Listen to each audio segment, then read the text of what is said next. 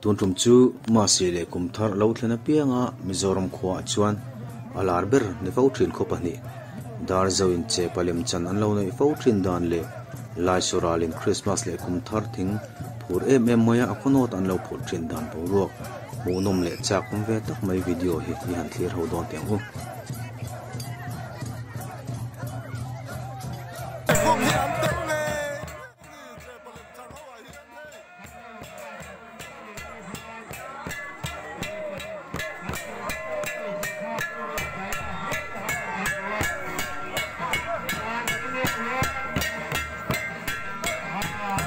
Darzo Khua hian kumsanga joko somthum panga vela tangkhan kumtin kumthar lomnan che parep lam hun an hmang thina khochung mi adu piang amak thember in chain kongzo in hlim takin hun an hmang thina ni Darzo hi lomle tanga kem somret bel kakla a ani a na thian art di block tom chung kholian lu tuklo in zahi somnga vel omna khua ani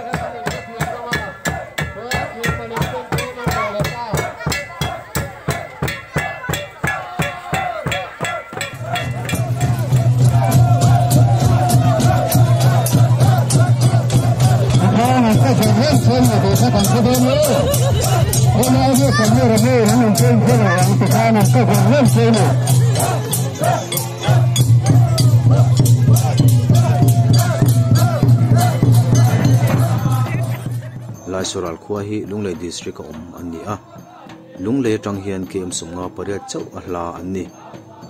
tin he Khua hian baptist ko ran le UPC NEI te chau an omani